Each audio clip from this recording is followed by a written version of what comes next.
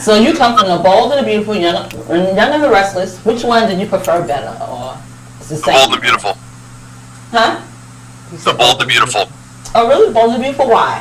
You want to hear an interesting story about the Bold and the Beautiful? Why? I met the mother of my daughter on the Bold and the Beautiful. Get over here right now. And she's actually having a little sleepover, so she's here too. Her mom played Carmen. This is my little girl. Get over here. I'm gonna beat you. Wow.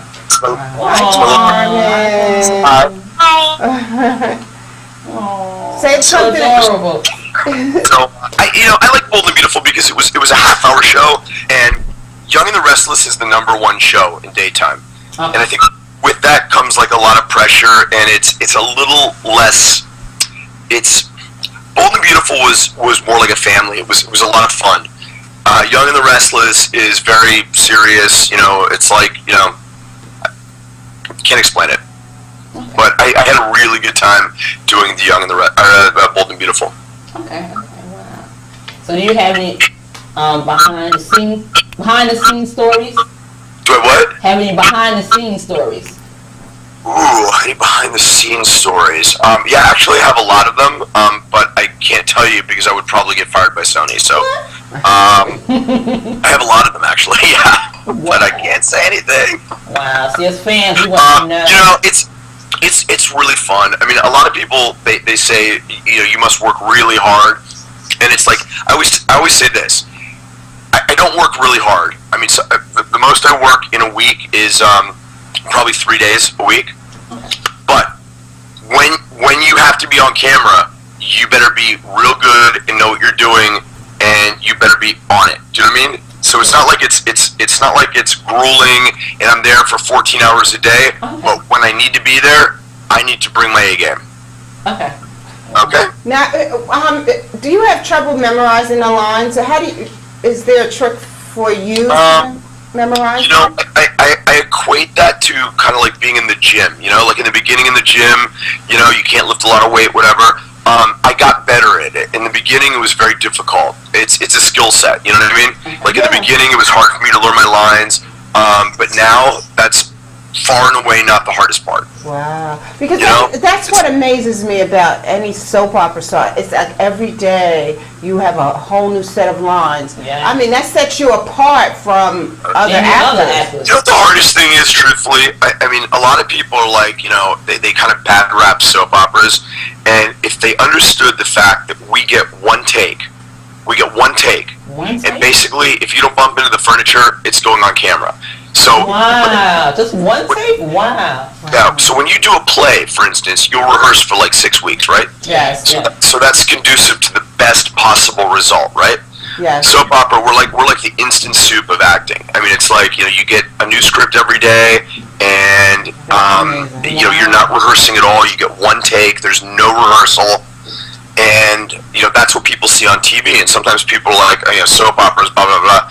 But if they understood the fact that the actors doing the soaps are, for the most part, really good actors, but they're working under extremely ridiculous circumstances. Do you know what I mean? So so just based on what you said, I would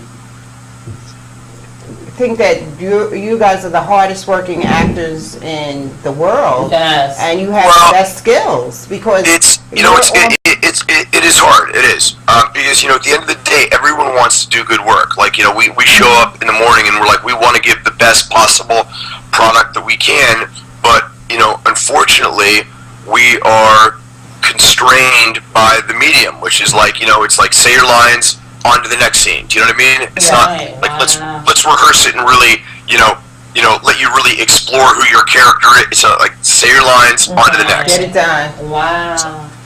Now, Sean, let's talk about your relationship with your fans. There was a storyline where you took Bridget's virginity in Bold and the Beautiful. How did the fans react to that particular storyline? Well, the fans have a really close relationship with the characters. I mean, when I first started doing the show, the fans knew a lot more about my character and the soap opera than I did. Because they've been watching it forever and ever and ever. I think that the fans were, you know, but they have a special place in their heart for Bridget, and you know, I was kind of a bad guy. Again. Do you ever get fans like coming up to you and like, you know, telling you off for being that character? Yeah, a little bit. I do get that, but you know, I'm used to it because when I did Karate Kid, I had like all these little kids going, "You beat up Daniel-san," you know. Wow. It's the story of my life, you know. Wow. So. How do you handle it? You just say, I sorry. find that if you punch the first one, like generally they will not. No, I'm kidding. Listen. I mean, I'm like, it's not reality. It's yeah, exactly. So, you know, they take it for serious. Now, Sean, you had so many leading ladies you acted with. Tell us about some experiences you had.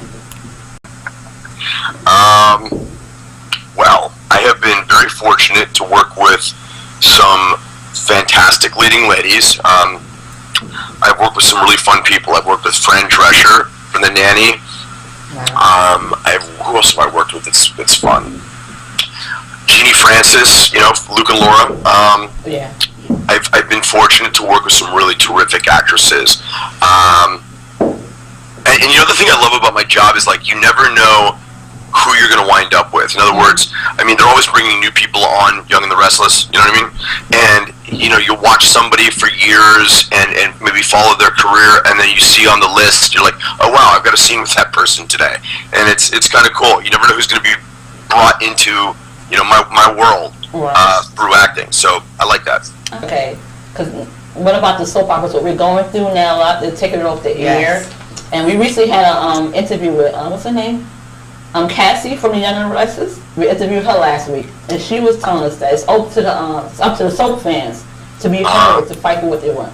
What would you say to the soap fans as far as I think soap fans are like the most loyal fans in the world, and like on a personal note, I probably wouldn't be where I am right now if it wasn't for the soap fans. They have really sort of championed my character and my career.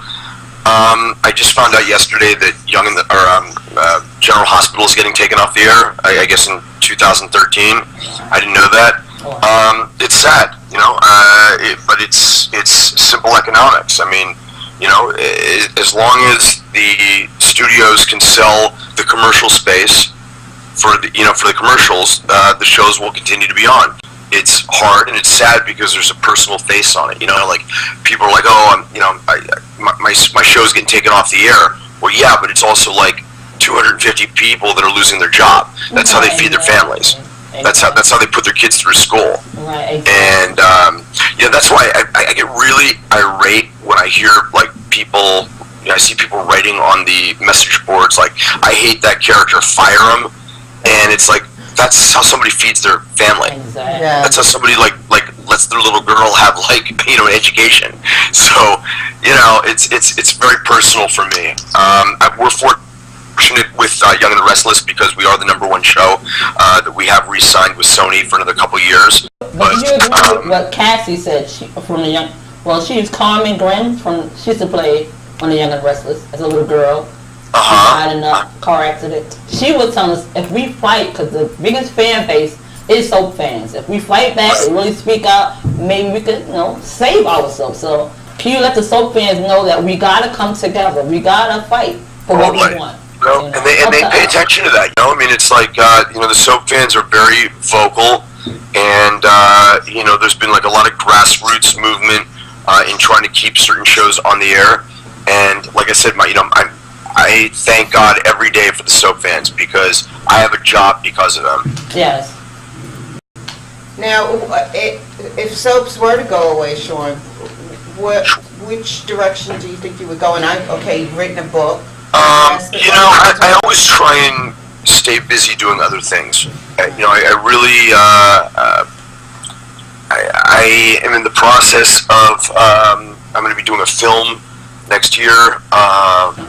You know, I don't like to rely on one thing. I mean, I realize, you know, it's a blessing and I'm very fortunate, but it can kind of go at any time. You know, I'm lucky that I'm in a position where if I want to go do a play in New York, I can go do that. I mean, I don't have to act for the money. I do it because I love it. You know what I mean? I don't know. I don't know what I would do. Listen, this is all I know how to do. I went to college and have a degree in political science, which is useless. Okay, unless you're going to be a politician, it's useless. So, you know, I'm really like witty at cocktail parties. But this is all I know how to do. So there's no plan B. So how can your fan base keep up with you? Well, you know what? They can follow me on Twitter, which is Sean Kanan at twitter.com. If everybody wants to check out the website for my book, it's SeanKananTheModernGentleman.com. And you know, the book has been a really exciting thing. We just got in Bed Bath & Beyond. We're working on getting in Target. The book has really opened up a lot of interesting doors for me. Yes, I was reading your book. I was thinking about it, and I've actually been writing longer than I've been acting.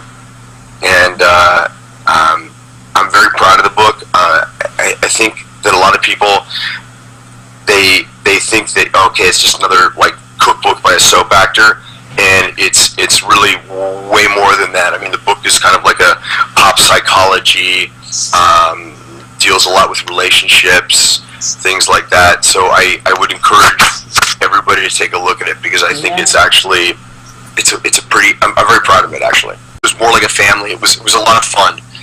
Young and the Restless is very serious. You know, it's like, you know, can't explain it. But I had a really good time doing the Young and the Bold and Beautiful. Okay. Wow.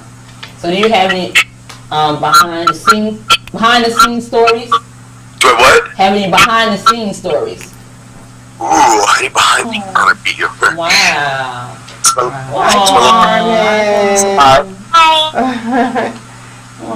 Say something. Adorable. So I like Bold and Beautiful because it was a half-hour show, and Young and the Restless is the #1 show in daytime, and I think with that comes like a lot of pressure, and it's a little less. It's Bold and Beautiful was. So you come from the Bold and the Beautiful, Young and the Restless. Which one did you prefer better, or it's the same? Bold and Beautiful. Huh? The Bold and Beautiful. Oh, really? Bold and Beautiful? Why? You want to hear an interesting story about the Bold and Beautiful? Why? I met the mother of my daughter on the Bold and Beautiful. Get over here right now. And she's actually having a little sleepover, so she's here too. Her mom played Carmen. This is my little girl. Get over here. The scene stories. Yeah, actually I have a lot of them, but I can't tell you because I would probably get fired by Sony. So I have a lot of them actually, yeah. But I can't say anything. Wow, see, as fans, we want to know. You know, it's really fun. I mean, a lot of people, they say, you know, you must work really hard. And it's like, I always say this. I don't work really hard. I mean, so, the most I work in a week is probably 3 days a week.